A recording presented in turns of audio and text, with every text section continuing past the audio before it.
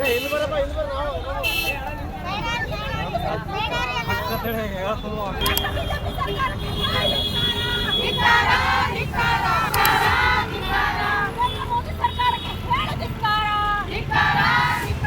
ಯಾಕೆ ನೀವು ಈ ಥರ ಮಾಡ್ತಾ ಇದ್ದೀರಿ? 23ರಲ್ಲಿ ಜಾರಿಗೆ ಆಗಿತ್ತಲ್ಲ, ಸರ್ವಪಕ್ಷದ ಇದರಲ್ಲಿ ಜಾರಿ ಆಗಿತ್ತು, ನೀವ್ಯಾಕೆ ಅದನ್ನು ಅಪೋಸ್ ಮಾಡಿದ್ರಿ ಅಂತಂದರೆ ಅವ್ರಿಗೆ ಆನ್ಸರ್ ಮಾಡೋಕ್ಕೆ ಬರಲಿಲ್ಲ. ಮೋದಿ ಹೇಳಿದಾರೆ, ಅಚ್ಚೆ ದಿನ ಆಯಂಗೆ, ಕಭಿ ಭಿ ನಹೀ ಆಯಾ ಭಾಯಿ ಆಪ್ಕಾ ಅಚ್ಚೆ ದಿನ್, ಕहाँ है आपके अच्छे दिन?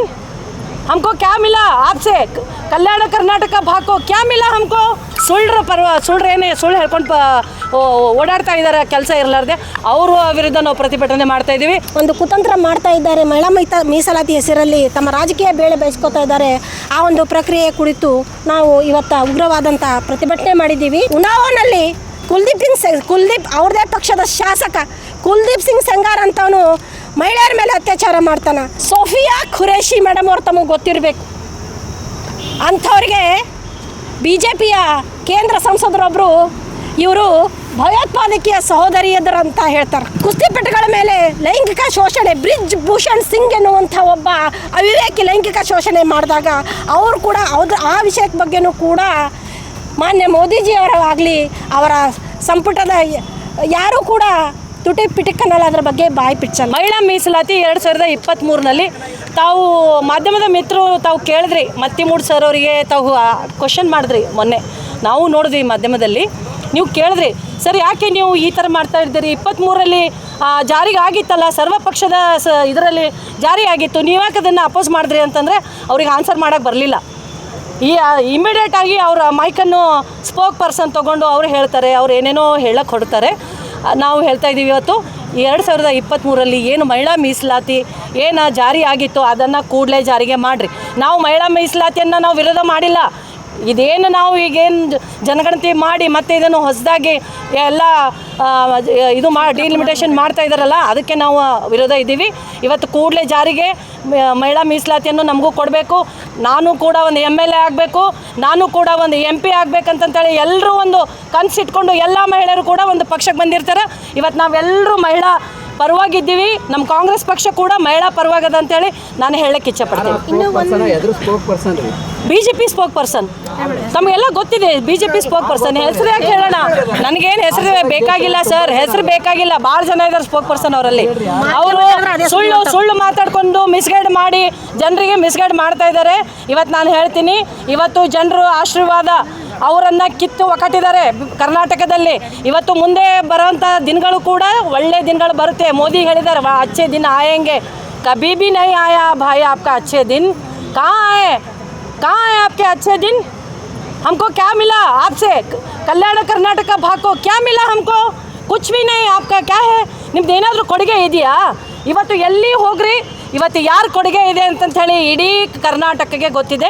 ನಾನು ಅದನ್ನೇನು ಬಿಚ್ಚಿ ಹೇಳೋಕ್ಕೆ ಇಷ್ಟಪಡೋಂಗಿಲ್ಲ. BJPಯವರ ಒಂದು ಕುತಂತ್ರ ರಾಜಕೀಯ ಹೆಸರಲ್ಲಿ ಮಹಿಳಾ ಮೀಸಲಾತಿ ಅನ್ನುವಂಥ ಒಂದು ಕುತಂತ್ರ ಮಾಡ್ತಾ ಇದ್ದಾರೆ. ಮಹಿಳಾ ಮೀಸಲಾತಿ ಹೆಸರಲ್ಲಿ ತಮ್ಮ ರಾಜಕೀಯ ಬೇಳೆ ಬೇಯಿಸ್ಕೊತಾ ಇದ್ದಾರೆ. ಆ ಒಂದು ಪ್ರಕ್ರಿಯೆ ಕುರಿತು ನಾವು ಇವತ್ತು ಉಗ್ರವಾದಂಥ ಪ್ರತಿಭಟನೆ ಮಾಡಿದ್ದೀವಿ.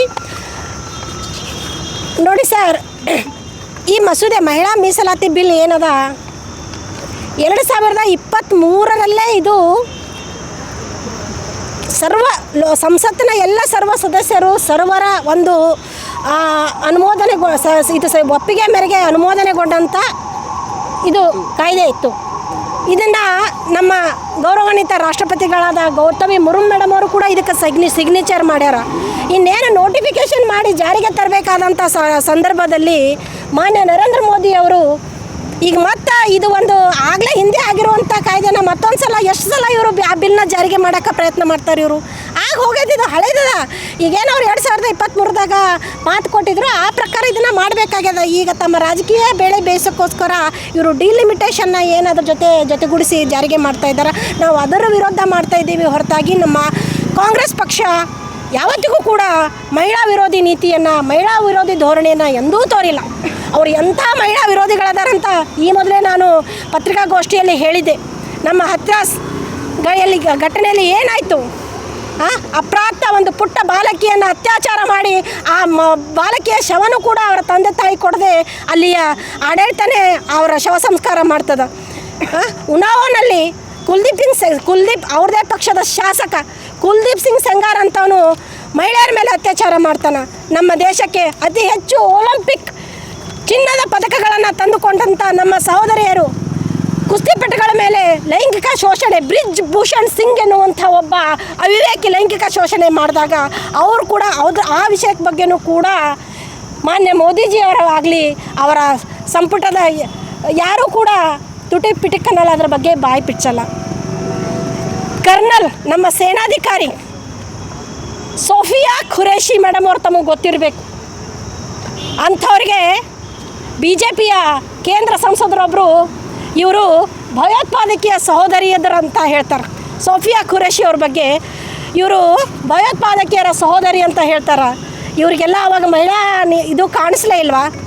ಅತಿ ಹೆಚ್ಚು ಬಲಾತ್ಕಾರ, ಮಹಿಳಾ ದೌರ್ಜನ್ಯ, ಲೈಂಗಿಕ ಶೋಷಣೆ ಏನಾದರೂ ಮಾಡಿದವ್ರು ಇವತ್ತಿನ ದಿನ ಅದಾರಂದ್ರೆ ಅತಿ ಹೆಚ್ಚಿನ ಸಂಖ್ಯೆಯಲ್ಲಿ ಅವ್ರು ಇರೋದೇ BJP ಸರ್ಕಾರದಲ್ಲಿ. ನಮ್ಮ ಕಾರ್ಯಕ್ರಮಗಳನ್ನು ನೀವು ನೋಡ್ತಾ ಇದ್ರೆ ನಮ್ಮ ಚಾನೆಲ್ ಅನ್ನ ಸಬ್ಸ್ಕ್ರೈಬ್ ಮಾಡಿ, ಪಕ್ಕದ ಬೆಲ್ ಐಕನ್ ಒತ್ತಿ ನಮ್ಮನ್ನ ಬೆಂಬಲಿಸಿ. ಹಾಗೆ ನಮ್ಮ ಕಾರ್ಯಕ್ರಮಗಳನ್ನ ಲೈಕ್ ಮಾಡಿ, ಕಮೆಂಟ್ ಮಾಡಿ, ಅದನ್ನ ಬೇರೆಯವರಿಗೂ ವಾಟ್ಸ್ಆಪ್ ಮೂಲಕ ಶೇರ್ ಮಾಡಿ. ನೀವು ಹೀಗೆ ಮಾಡಿದಾಗ ನಮ್ಮ ಚಾನೆಲ್ ಮತ್ತಷ್ಟು ಜನರಿಗೆ ತಲುಪಲು ನೀವು ನಮ್ಮೊಂದಿಗೆ ಸಹಕರಿಸಿದ ಹಾಗಾಗುತ್ತೆ. ಇದು ನೀವು ಯಾವುದೇ ಖರ್ಚಿಲ್ಲದೆ ಕೆಲವೇ ಸೆಕೆಂಡುಗಳಲ್ಲಿ ನೀಡಬಹುದಾದ ಸಹಕಾರ. ಧನ್ಯವಾದಗಳು.